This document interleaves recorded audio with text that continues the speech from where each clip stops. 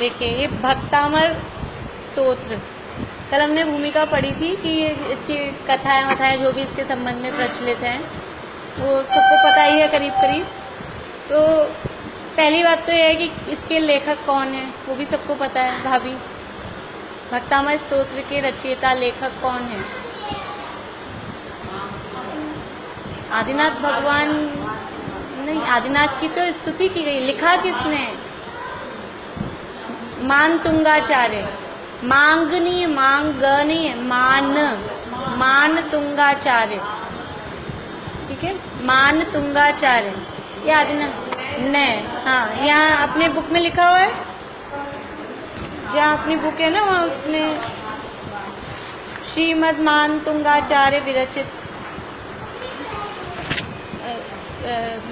क्या नाम है, सुनम ये ले लो बुक, ये पीछे ही रख लो।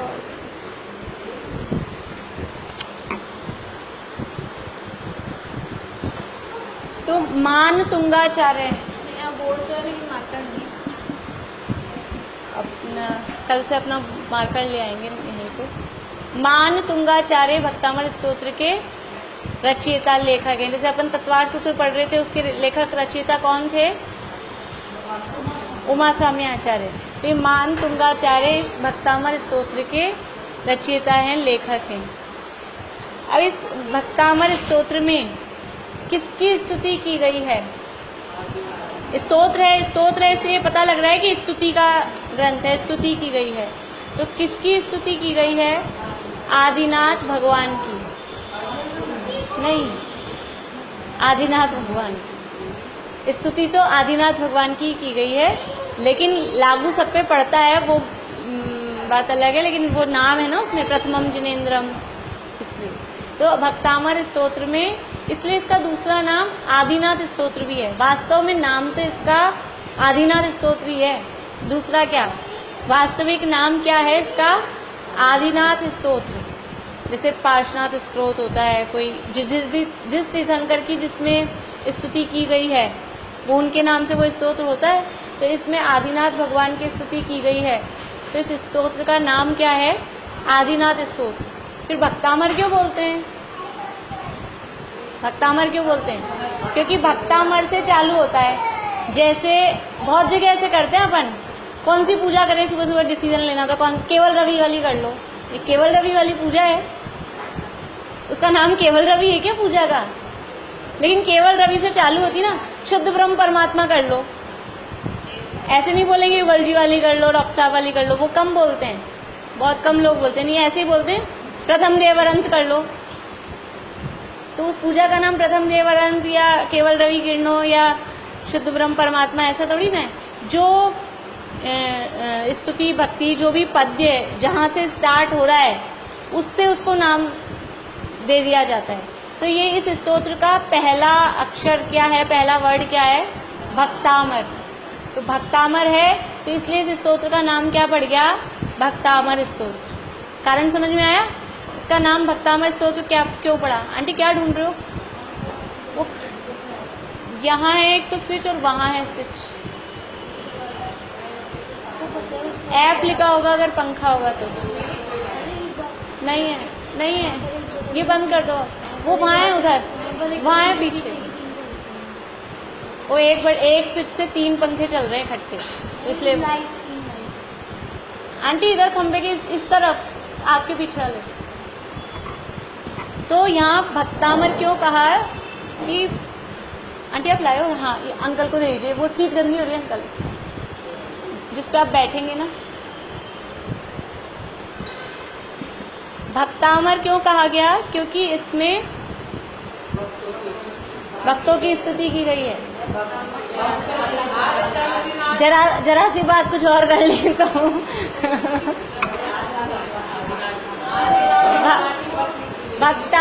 भक्तामर क्यों कहा? बोलो सोनम। हाँ, बस यही कारण है। भक्तामर क्यों कहा? शैली, भक्तामर स्तोत्र नाम क्यों पड़ा इसका? क्योंकि भक्तामर वर्ड से स्टार्ट हो रहा है। भक्तामर स्तोत्र नाम क्यों पड़ा है? क्योंकि इस स्तोत्र का पहला वर्ड भक्तामर है। तो ये हमारे यहाँ परंपरा रही है कि पहले वर्ड से हम उसको नाम बता देते हैं। केवल रवि, पूजा का नाम क्या पड़ गया? केवल रवि। ऐसे वास्तविक नाम क्या है इस स्तोत्र का? ममता हवि। वास्तविक नाम क्या है? आदिनाथ स्तोत्र वास्तव में इसका नाम है, लेकिन सारा प्रचलन में क्या पड़ गया है इसका नाम? भक्तामर, क्योंकि पहला अक्षर, पहला शब्द इसका भक्तामर है। ठीक है, हाँ, वो देवागम स्तोत्र बोलते हैं ना उसको, नाम है उसका आप्तमीमांसा, और उसका नाम क्या पड़ गया है? देवागम स्तोत्र। क्यों? क्योंकि उसका पहला शब्द है देवागम नभोयान, तो वो देवागम पहला उसका शब्द है, इसलिए उसको देवागम स्तोत्र। बहुत सारे ऐसे मिल जाएंगे अपने को, पूजाओं में तो है ही, सारी पूजाओं के नाम ऐसे ही डाल रखे हैं अपन ने, जहाँ से वो चालू हो रही है वहीं से वो वाली पूजा कर लो। ठीक है, लेखक कौन है? बोलिए भाभी, लेखक कौन है? मांगी नहीं, मान। मान कषाय होती ना, मान कषाय याद रहेगी। मान तुंग आचार्य, मान तुंग आचार्य। बोलो शैली, क्या नाम है? मान तुंगाचार्य इसके लेखक हैं। देखिए, बाकी कल अपन ने बात कर ली थी मान तुंगाचार्य कब हुए। कोई तो 7वीं शताब्दी का बताते हैं, कोई 10वीं शताब्दी का बताते हैं। अब इसमें अलग अलग है, तो वो रिसर्च करने वालों के विषय हैं। जब भी हुए, करीब समझ लो 1800 साल पहले तो हुए ही हैं, इतना है। इस भक्तामर स्तोत्र की रचना कहाँ हुई है? धारा नगरी में। धारा नगरी में। अगर वो राजा भोज वाली वो जो कहानी मानते हैं, तो धारा नगरी में इसकी रचना की गई है। ये भक्ति का उत्कृष्ट काव्य है, मतलब इसमें भगवान की भक्ति की गई है। भगवान से कुछ भी मांगा नहीं गया है वास्तव में, और भगवान के गुणों का अनुवाद, गुणगान ही किया गया है। और मतलब भगवान की भक्ति करना कोई यानी अपने यहाँ तो है ही, शुभ भाव रूप तो है ही, और भगवान की जब तक स्वरूप नहीं समझेंगे, भक्ति नहीं करेंगे, तो सम्यक दर्शन की प्राप्ति होना भी संभव नहीं है। भगवान का स्वरूप समझे बिना, देव शास्त्र का स्वरूप समझे बिना सम्यक दर्शन की प्राप्ति। आंटी इधर आ जाओ, ममता अभी के पास।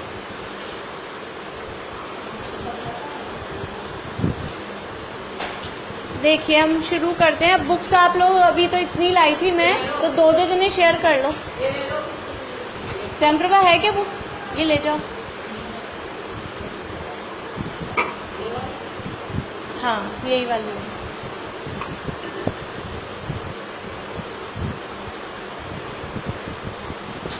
बुलवाती हूँ मैं पहला काव्य। यहाँ ये श्लोक हैं, संस्कृत के श्लोक हैं, इनको काव्य बोलते हैं। जो स्तोत्र में जो होते हैं उन्हें काव्य बोला जाता है। और ये कौन से छंद में है? जैसे नमोकार मंत्र कौन से छंद में है? प्राकृत भाषा है, छंद गाथा छंद में है। गाथा है ना नमोकार मंत्र की, वो गाथा छंद में। छंदों के नाम होते हैं। कभी कभी आप लोगों ने ध्यान दिया होगा, कहीं दोहा लिखा होता है। आपके नाटक समय साल में कितने टाइप के हैं? दोहा भी आते हैं, चौपाई भी आती है, सवैया 31, सवैया 23, छप्पय, ये सब छंदों के नाम हैं। तो वो जिस नाम के, जिस तरह के जो छंद होते हैं, उस तरह से उनको गाने की, उसमें उतनी मात्राएं वगैरह होती है, तो उसको गाने की उसकी लय वो उस हिसाब से होती है। तो ये संस्कृत में है, और संस्कृत तो है भाषा। भाषा कौन सी है? संस्कृत। भाषा है संस्कृत। और छंद कौन सा है? वसंत तिलका। वसंत तिलका अपने एक नाटक भी क्या चारुदत्त वाले में नाम है, चारुदत्त वाले में वेश्या का नाम है ना वसंत तिलका। ये छंद का नाम है वसंत तिलका। ठीक है, इसकी हाँ बसंत होता है ना, बसंत, और तिलका, तिलक, तिलका। वह भी बोलते हैं, वह भी बोलते हैं, वह लिख लो आप, वसंत।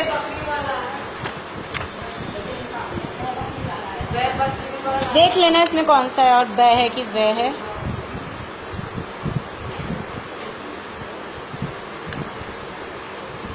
देख लेंगे और ठीक है। बुलवाती हूँ मैं। देखिए यहाँ ये जो अपना है, मैं इसमें पूरा नहीं पढ़ूंगी, गुरुदेव के प्रवचन है। वह है ना, वन वाला व नहीं है, वह है। मैं ये गुरुदेव के प्रवचन हैं, आप लोग इनको पढ़ेंगे तो बहुत सरल हैं। मैं पूरे ये नहीं पढ़ूंगी, श्लोक का अर्थ करूंगी और उसमें कोई अच्छी मतलब कोई ऐसी विशेष बात होगी तो वो मैं आपको इसमें बता दूंगी प्रवचन के में जो बात होगी। बाकी पूरी रीडिंग नहीं करेंगे अपन वर्क, क्योंकि वो प्रवचन ही है, तो वो पूरी रीडिंग करने में फिर वो पढ़ो, फिर कुछ ना कुछ डिटेल बताने में आती है तो टाइम ज़्यादा लगेगा। अपने को तो शॉर्ट में पूरा करना है, ठीक है। देखिए यहाँ जो ये पेज नंबर 17 है, जहाँ हेडिंग है भक्तामर प्रवचन, ये वाला पेज नंबर 17 आएगा। ये वाले पेज पे देखिए गुरुदेव ने मान तुंग का अर्थ किया है। मिल गया पेज सबको? मान तुंग का अर्थ किया है, नीचे से मतलब ऊपर से थर्ड पैरा है, बीच में है करीब। मान तुंग नाम में 2 शब्द हैं, मिल गया? मान और तुंग, मतलब अपन ने कभी ऐसा नहीं सोचा, गुरुदेव ने अर्थ निकाला है ये।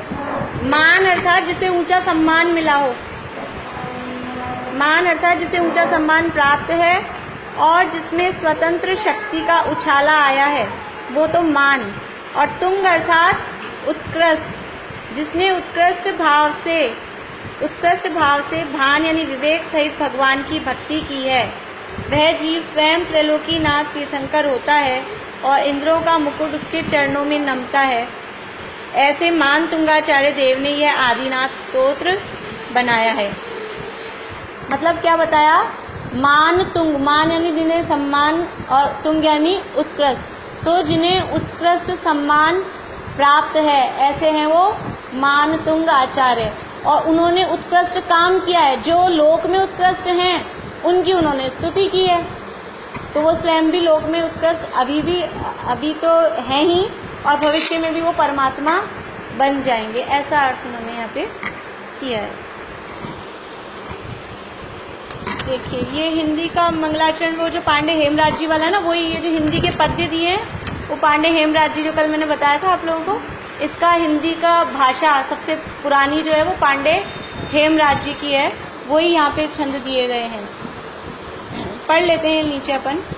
आदि पुरुष आदिश जिन आदि सुविधि करता, धर्म धुरंधर परम गुरु नमो आदि अवतार। आदिनाथ भगवान का नाम आदिनाथ क्यों है? क्या वो रियल नाम आदिनाथ ही है? पता है शैली को, सोनम को? बोलो सोनम, थोड़ा जोर से बोलना पड़ेगा मुझे आवाज़। हाँ, वैसे ऋषभदेव भगवान है, पर आदिनाथ क्यों कहते हैं? पुराने नहीं, पहले, पुराने नहीं, पहले को बोलते हैं आदि। आदि मतलब शुरुआत, तो सबसे शुरुआत वाले तीर्थंकर वही हैं, इसलिए उनका नाम क्या है? आदिनाथ। देखिए मैं बुलवाती हूँ, एक एक लाइन आप लोग पीछे बोलना रिपीट करके। भक्तामर प्रणत मौलिमणि प्रभाणा,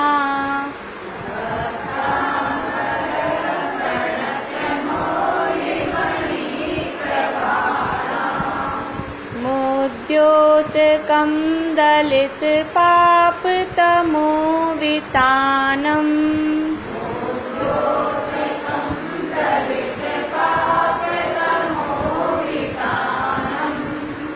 सम्यक् प्रणम्य जिन पाद युगम युगादा,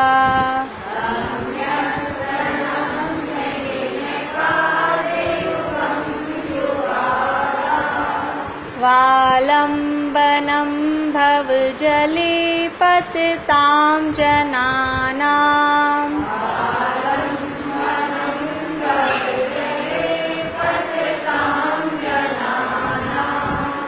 यः संस्तुतः सकल वाङ्मय तत्त्वबोधा,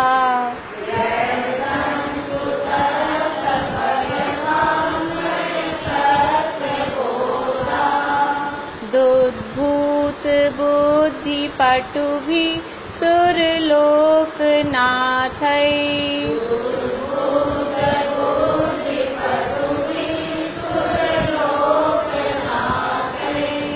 स्तोतेर्जगत्त्रितय, इतना ही बोलिए, स्तोतेर्जगत्त्रितय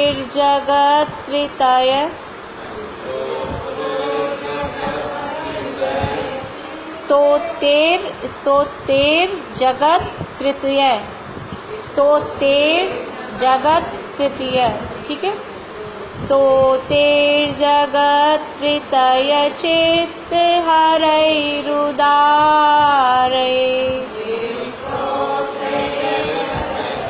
स्तोत्र नहीं है, ईस अगर बोलेंगे तो सब बिगड़ जाएगा। स्तोत्र से जल्दी बोलेगा, स्कूल, स्कूल नहीं, आधा से है ना।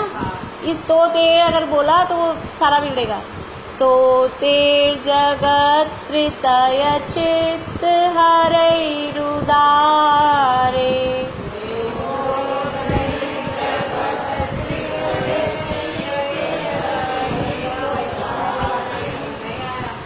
स्तोतेर जगत तृतीय चित्त हरैरुदारे।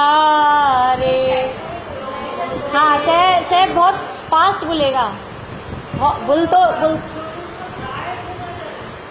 स्तोतेर जगत, र पहले है ना, जय पे लगा है तो जैसे पहले बोलेगा, जिसके ऊपर र लगा होता है उससे पहले बोलता है। स्तोतेर,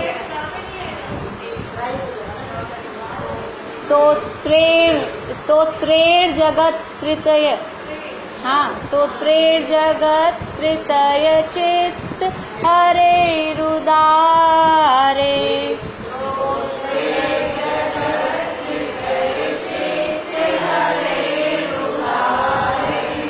स्तोषे किलाहमपि तं प्रथमं जिनेन्द्रम्।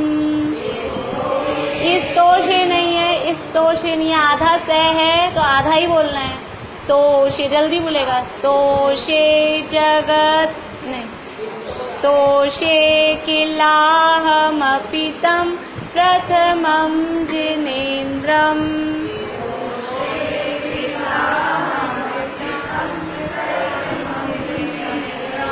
वो तो मैं पर्सनल बुलवाऊंगी तो भी पता लगेगा मुझे सबका। सामूहिक में ऐसे ही चल रहा है। पहले एक बार थोड़ा अर्थ कर लेते हैं, फिर बुलवाऊंगी मैं आप लोगों से। ये दोनों जो श्लोक हैं शुरू वाले, ये दोनों एक साथ हैं। एक साथ हैं मतलब युगल हैं। युगल का मतलब है कि इनका जो अर्थ बनेगा वो दोनों को मिलके बनेगा। पहले छंद का जो अर्थ बनेगा वो अधूरा सा रहेगा, तो दोनों को मिलके ही पूरा अर्थ बनेगा, इसलिए दोनों एक साथ लिखे हैं। उसके यहाँ लिखा नहीं है, नहीं तो युग्मम लिखा हुआ भी रहता है अगर इकट्ठे होते हैं तो। देखिए, भक्तामर प्रणत मौली मणि प्रभाणा। भक्तामर यानी भक्त, भक्त और अमर दो शब्द मिलके बना है भक्त अमर। भक्त किसे कहते हैं? जो भगवान की भक्ति करता है उसे भक्त कहते हैं। अमर किसे कहते हैं? देवों को। देवों को अमर क्यों कहते हैं? वैसे अमर मतलब जो मरे नहीं, वो अमर, वो अमर है। तो देवों को अमर क्यों कहते हैं? देव मरते हैं कि नहीं मरते हैं? फिक्स तो सबकी है लंबी, फिक्स तो सबकी है, हमारी भी फिक्स है। ऐसा थोड़ी ना हमारी फिक्स नहीं है, आयु तो फिक्स होती है, ऐसा नहीं। देवों को अमर, अपने जो स्कूल की पढ़ाई होती है ना उसमें भी देवों का पर्यायवाची होता है अमर। और देवों को अमर इसलिए कहते हैं कि उनके यहाँ तो यही मानते हैं कि देव मरते नहीं है, इसलिए अमर कहते हैं। लेकिन हमारे यहाँ तो देव भी मरते ही हैं, देवों की भी आयु पूरी होती है, लेकिन उनकी आयु इतनी लंबी होती है ऐसा लगता है मर ही नहीं रहे। सागरों की आयु, सागरों की आयु बहुत बड़ा काल है, बहुत बड़ा काल है, इसलिए वो उनको देवों को क्या कह दिया? अमर। तो ऐसे भक्त जो अमर हैं, मतलब कि देवता जो आपके भक्त हैं। ये पहले शब्द का अर्थ हुआ। आप लोग अपनी कॉपी वॉपी लानी पड़ेगी नोट, क्योंकि या फिर बुक में नोट कर लीजिए, लेकिन बुक में जितना कर पाएंगे उतना ही कर पाएंगे, कॉपी रखना है साथ में। बुक में लिखें तो पेंसिल से ही लिखिएगा, वो पेन से बड़ा वो ऐसा हो जाएगा। प्रणत यानी, प्रणत का मतलब होता है झुके हुए। प्रणत, प्रणत बोलते हैं नमस्कार करने के अर्थ में, तो झुके हुए या झुकते हुए, उसका वो है प्रणत। मौली यानी मौली, मुकुट, मौली यानी मुकुट। मणि तो सब समझते हैं, मुकुटों की मणि। अभी अर्थ अपन जोड़ेंगे भी, केवल मैं शब्द अर्थ बता रही हूँ। मौली यानी मुकुट, मणि यानी उसकी मणियाँ, और ये प्रभार ना नहीं है, शब्द प्रभार नाम है, वो म गया नीचे, वो लाइन पूरी ऐसे आधा में है, प्रभाणाम। भक्तामर प्रणत मौली मणि प्रभाणाम, तो प्रभाणाम यानी उसके किरणें, ठीक है। फिर ये प्रभाणाम तो म ऊपर गया, और ये ऊ की जो मात्रा है उससे क्या बनेगा नीचे, उद्योतकम। उद्योतकम, उद्योतकम मतलब प्रकाशित हो रहे हैं। उद्योतकम मतलब प्रकाशित होना। वो अर्थ जब अपन बनाएंगे तो फिर प्रकाशित हो रहे हैं, ऐसे ऐसा अर्थ जुड़ेगा, प्रकाशित होना। दलित मतलब, दलित पढ़ सुना है कहीं, क्या होता है दलित का अर्थ, ये बताएगी? हाँ पढ़ाई वाले लोग बताएंगे लेकिन यहाँ वो अर्थ नहीं है। यहाँ दलित का अर्थ है एसटी बैकवर्ड वाले, वो नहीं है। वो दलित है अपने मतलब जाति ऐसे बोलते हैं ना दलित लोग। यहाँ दलित का मतलब है नष्ट करना। दलित मतलब नष्ट करने वाले, नष्ट करना, ऐसे अर्थ लिख लीजिए। पाप, पाप, पाप किसे कहते हैं? भाभी बोलिए, पाप किसे कहते हैं? बहुत बढ़िया, चलिए आता है। पाप किसे कहते हैं? नहीं, दुख का कारण बुरा कार्य ही पाप है, ये पाप की डेफिनेशन है। वैसे हम समझते हैं पाप मतलब, अपने शब्दों में कहें तो पाप मतलब बुरा काम, बुरे काम को पाप कहते हैं। लेकिन कौन सा बुरा काम, उसके साथ ये और जोड़ दिया कि जो दुख का कारण है। बुरा काम दुख का ही कारण होता है वास्तव में, बुरा काम सुख का कारण हो सकता है क्या? तो पाप मतलब बुरा काम। पाप हम समझते हैं पाप मतलब पाप ही रखना है, यहाँ उसका अर्थ ऐसा बुरा काम ऐसे नहीं लिखना बच्चों वाला। पाप का मतलब पाप ही। तमो, तमो यानी तम, तम यानी अंधकार, तम यानी अंधकार। वितानम, वितानम का अर्थ है, वितान कहीं सुना है शब्द वितान? नहीं। वितान हाँ समूह भी होता है, फैलाव, विस्तार। वितान मतलब फैलाव, विस्तार या समूह, ये है वितान।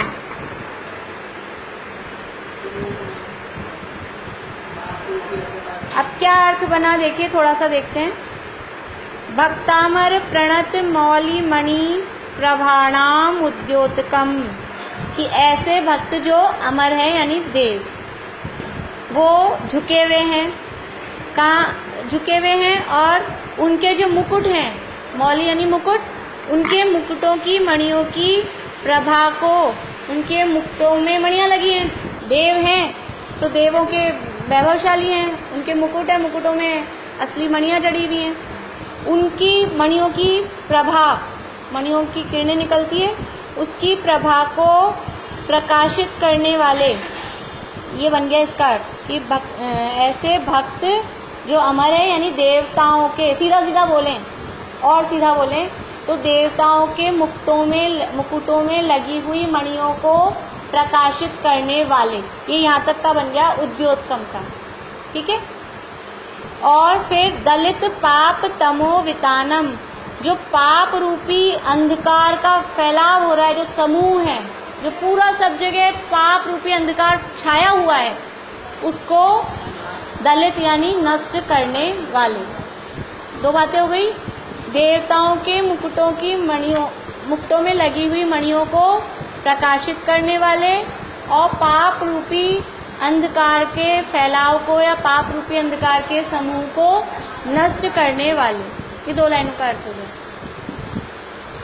सम्यक प्रणम्य जिन पाद युगम युगादौ, सम्यक प्रणम्य, सम्यक प्रकार से, प्रणम्य यानी नमस्कार करके, सम्यक प्रकार से यानी भली प्रकार से, प्रणम्य, सम्यक यानी भली प्रकार, यहाँ सम्यक मतलब सम्यक दर्शन वाला सम्यक नहीं है, सम्यक यानी भली प्रकार से, अच्छी तरह से, प्रणम्य यानी नमस्कार करके, प्रणाम करके, जिन पाद, जिन पाद यानी जिनेंद्र, जिनेंद्र भगवान के पाद यानी चरण, पाद युगम, पाद अकेला नहीं, पाद युगम यानी चरण युगल, चरण युगल में होते हैं, सिंगल मतलब पेयर होता है, तो उनके चरण कमलों को, चरण युगलों को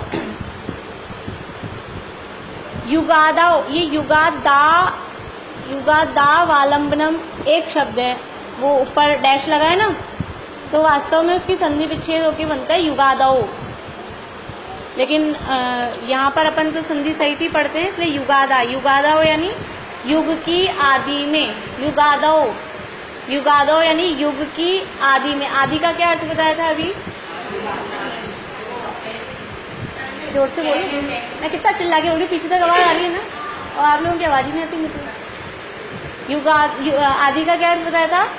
शुरुआत। तो युग की आदि में, आदि में यानी युग, युग किसे कहते हैं?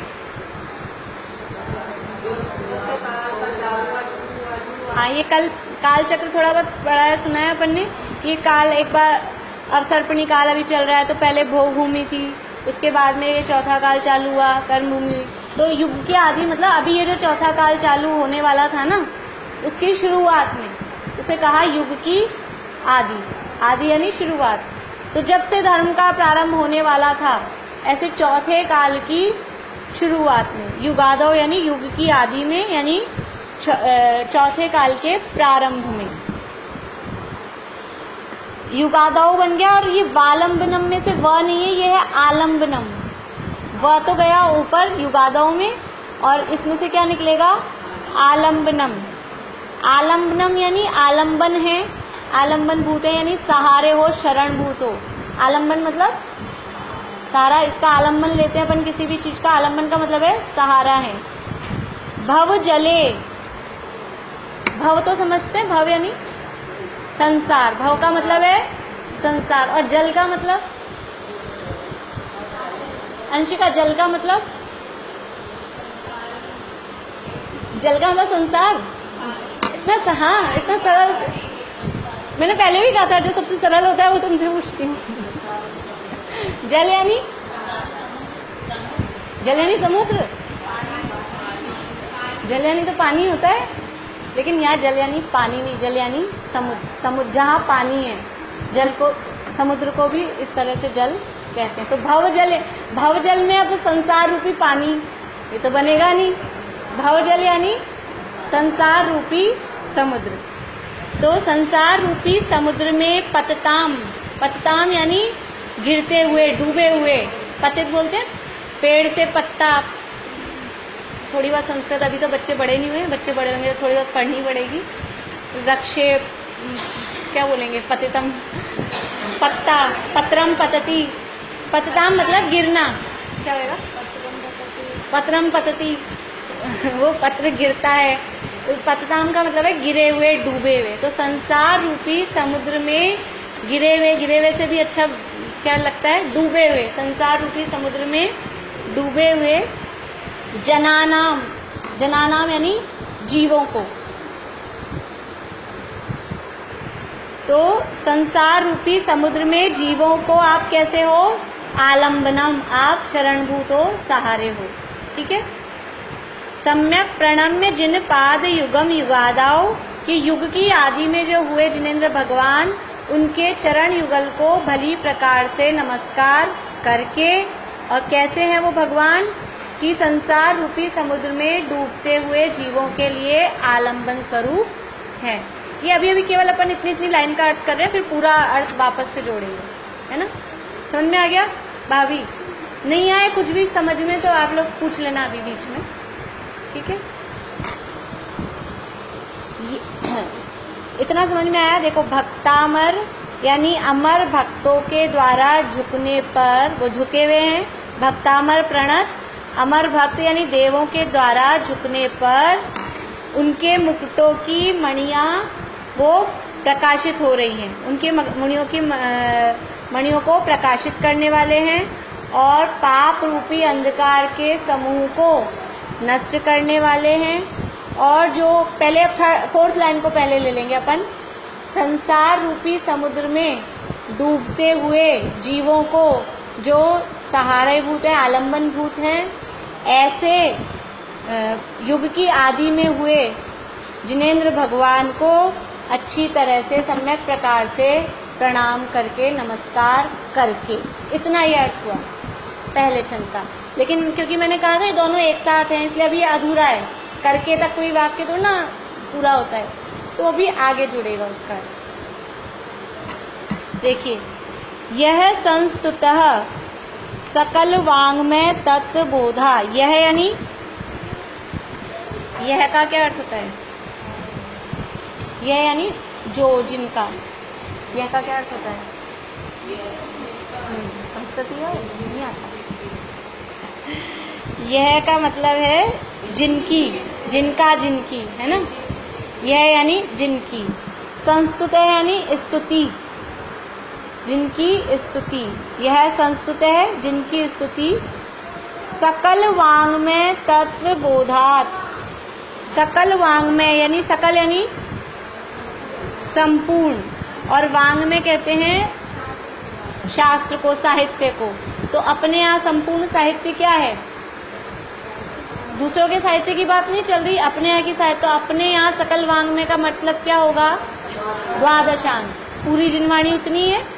तो जिनकी स्तुति सकल वाङ्मय तत्वबोधा की संपूर्ण जो द्वादशांग है उसके तत्व को, उसके मर्म को बोधात, ये बोधा शब्द है और दुधबूध नीचे है, तो बोधात। आज वो मार्कर नहीं है, कल मार्कर ले आएंगे तो अपन लिख के और देखेंगे।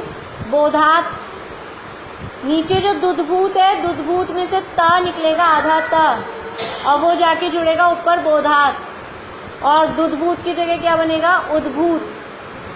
ठीक है अंशिका, समझ में आ रहा है? शैली, सकल वाङ्मय तत्वबोधात् की संपूर्ण द्वादशांग के तत्व यानी उसके भाव के बोध से, बोधात यानी उसके ज्ञान से, उद्भूत बुद्धि, उद्भूत यानी उत्पन्न हुई है, उत्पन्न होना, उद्भूत यानी उत्पन्न होना, बुद्धि यानी बुद्धि, ज्ञान, बुद्धि मतलब बुद्धि सूत्र बता सकते हैं कोई? बुद्धि कहाँ आया अपने पहले अध्याय में? अंकल आपको ख्याल में है बुद्धि शब्द कहाँ आया पहले अध्याय में? सूत्र में नहीं है, सूत्र में नहीं है, अर्थ में किया था तुमने। मति ज्ञान के नामांतरों में मति, स्मृति, संज्ञा, चिंता, विनिबोध, इत्यन अर्थांतर। तो वो मति का अर्थ है बुद्धि, वहाँ मति का अर्थ क्या है? बुद्धि। बुद्धि का मतलब होता है मति। अपन ऐसे बोलते थे बुद्धि भ्रष्ट हो गई, या वैसे बोलते मति ठिकाने। मति बुद्धि एक अर्थवाची। तो जिनकी बुद्धि यानी उनका मति ज्ञान। पटु भी यानी उसकी चतुरता, कुशलता। पटु बोलते हैं, वाक पटु है, पटु मतलब है कुशल।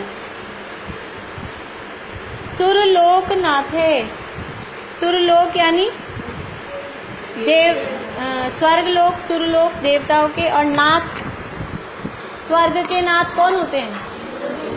इंद्र। ठीक है, तो देखिए क्या अर्थ बना इसका। जिनकी स्तुति जो सकल वाङ्मय यानी संपूर्ण द्वादशांग के ज्ञाता, सुरलोक के नाथ यानी इंद्र हैं, और उनकी जो बुद्धि की कुशलता वो उससे उत्पन्न हुई है। देखिए नीचे से देखिए इसका, कि समस्त शास्त्रों के तत्व ज्ञान से जिन्हें बुद्धि की कौशल प्राप्त हुई है, यानी बुद्धि कैसे कौशल हुई है उनकी इंद्रों की, कि संपूर्ण द्वादशांग का उनको ज्ञान है। सकल वाङ्मय तत्वबोधात् उद्भूत बुद्धि, कि संपूर्ण द्वादशांग का ज्ञान होने से उनकी बुद्धि की पटुता यानी बुद्धि की कुशलता वो उद्भूत यानी उत्पन्न हुई है। ऐसे वो इंद्र भी उनकी यह संस्तुत है, उनकी स्तुति करते हैं। भगवान की विशेषताएं बता रहे हैं। देखो पहले वाले फर्स्ट छंद में पहला तो बताया कि देवता उनके चरणों में झुक रहे हैं, और उनके चरणों में झुके हुए देवताओं के मुकुटों की मणियाँ चमक रही हैं। अभी क्यों चमक रही है वो तो आगे आएगा, अभी ये नहीं बताया क्यों चमक रही है वो। फिर दूसरा आया कि वो पाप रूपी अंधकार को नष्ट करने वाले हैं। तीसरा है संसार रूपी समुद्र में डूबने वाले प्राणियों के लिए आलंबन है। अब बता रहे हैं कि उनकी स्तुति जिनको संपूर्ण द्वादशांग का ज्ञान है वो भी उनकी स्तुति कर रहे हैं। संपूर्ण द्वादशांग के ज्ञान से जिनकी बुद्धि इतनी कुशल हो गई है, इतनी मतलब तीक्ष्ण है, जिसको द्वादशांग का ज्ञान है उसको भगवान की भक्ति करने की क्या जरूरत है?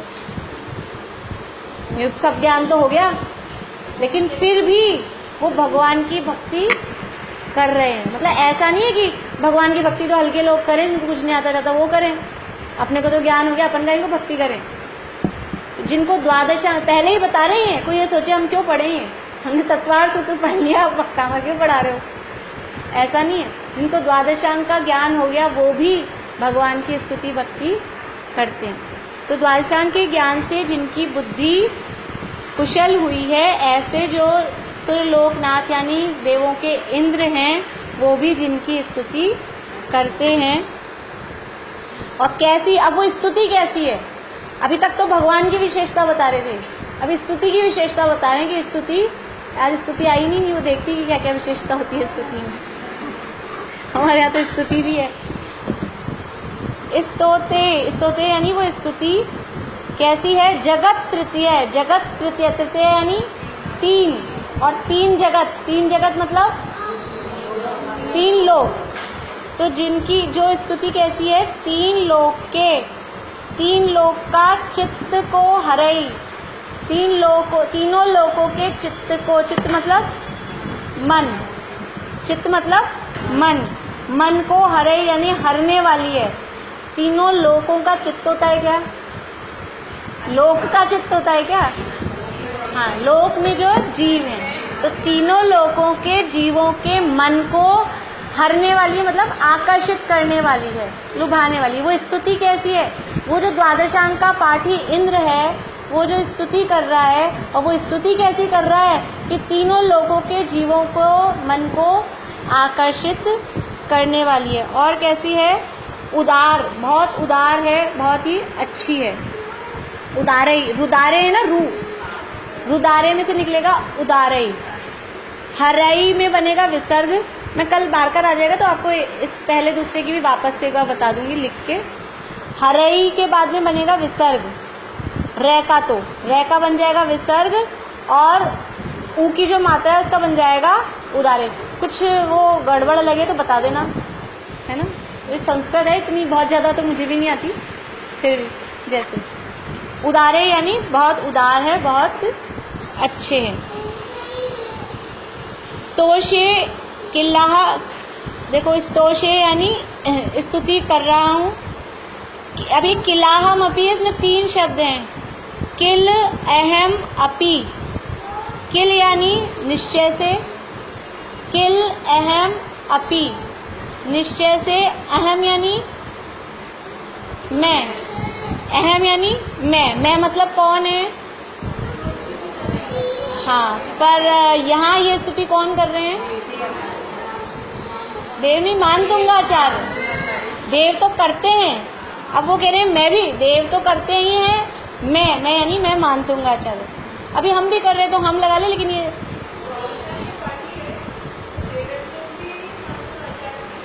देवेंद्रों के लिए, मानतुंगाचार्य नहीं लिखा है ना, सुरलोकनाथ जो देव, क्योंकि जो साधारण इंद्र होता है वो द्वादशांग का पाठी होता है। किल यानी निश्चय से, वास्तव में। अहम यानी मैं, और अपी यानी भी।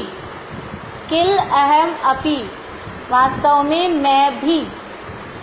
तम यानी उन, तम यानी उन। प्रथमम जिनेन्द्रम, जो प्रथम जिनेन्द्र हैं। प्रथम जिनेन्द्र कौन से हैं? आदिनाथ भगवान, ऋषभदेव भगवान। तो उन ऋषभदेव प्रथम भगवान की मैं भी स्तुति।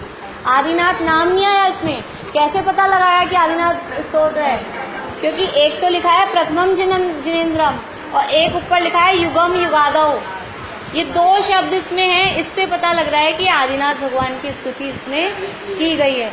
अगर ये दो शब्दों को हम गौण कर दें, इनकी तरफ ध्यान नहीं दें, तो आगे पूरे जो 47 श्लोक चलेंगे, 47 काव्य चलेंगे, वो 2400 तीर्थंकरों पे लागू पड़ेंगे। वो सारी बातें सब पे लागू पड़ेगी, जितने भी अरहंत हैं, जितने भी तीर्थंकर हैं, सब पे बातें लागू पड़ेगी।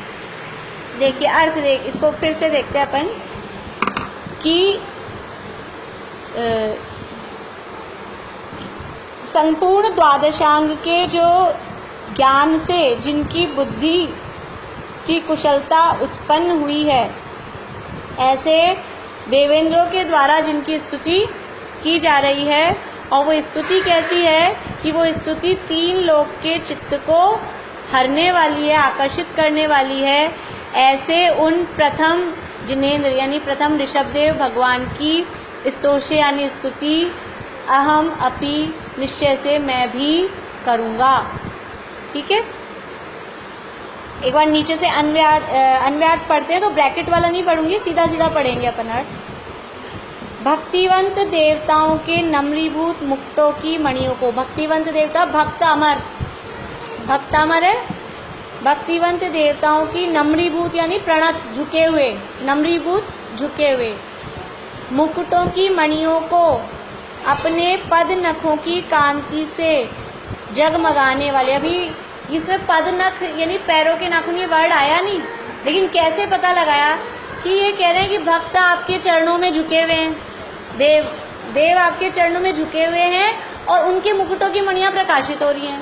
तो वो कहीं से प्रकाशित हो रही हैं कि आपके चरणों के जो नाखून हैं, उन नाखूनों का प्रकाश इतना है कि यद्यपि देवों के मुकुटों में जो मणियाँ लगी होगी वो कोई इमिटेशन सेमी प्रीशियस या कांच के टुकड़े तो होंगे नहीं, वो तो खुद अपने आप में इतनी बढ़िया मणियाँ होंगी, लेकिन उनकी भी ज्योति, उनकी भी जो चमक है वो आपके पैरों की नाखून की भी बराबरी नहीं कर रही। ये बताना चाह रहे हैं कि ये देवता कितने भी बड़े देवता हों, कितने भी वैभव संपदा संपन्न हो, इसमें गुरुदेव ने कहा है 100 धर्मेंद्र 32 लाख विमान का स्वामी, ईशान इंद्र 28 लाख विमान का स्वामी, तो भी क्या है चरणों में झुका है और उसके मुकुट की मणियाँ तो नाखून की बराबरी नहीं कर रही। आप उसकी मणियाँ जब चमक रही कि आपके नाखून, वो झुका ना, पहले चमक ही नहीं रही थी, पता ही नहीं था मणि लग रही है, और वो जब झुका ना ढोक देने को तो वो चमका। लाइट पड़ती है ना, ये दुकानदार कितनी लाइटिंग करते हैं, ज्वेलरी के में जाओ, साड़ियों की दुकान में जाओ, धमाधम सारी लाइटें जला देते हैं, तो कितनी बढ़िया लगती है, घर ला होता है तो फीकी फीकी लगती है, वो चमक उसमें आती है। तो मणियाँ ऐसे चमक ही नहीं रही थी, और वो झुके और झुकते ही मणियाँ चमक गई। कहीं से चमकी, लाइट कहाँ से आई कि वो लाइट आ रही थी पैरों के नाखूनों से, यानी आपके चरण के जो नाखून हैं वो ऐसे हैं कि उनके को प्रकाशित करते हैं, देवों के मुकुटों की मणियों। भक्तिवंत देवताओं के नम्रीभूत मुकुटों की मणियों को अपने पद नखों की कांति से जगमगाने वाले, प्रकाशित करने वाले। ठीक है, ये आया हुआ, क्लियर हुआ। तथा पाप रूपी अंधकार के समूह का नाश करने वाला, दलित पाप तमो वितानम, पाप रूपी अंधकार के समूह का नाश करने वाले। फिर संसार सागर में गिरे हुए पड़े हुए जगत जनों को आधारभूत, आलम्बनम भवजले पतताम, आलम्बनम यानी आलम्बनभूत हैं, भवजले संसार रूपी समुद्र में, पतताम पड़े हुए गिरे हुए, और जनानाम यानी जीवों को।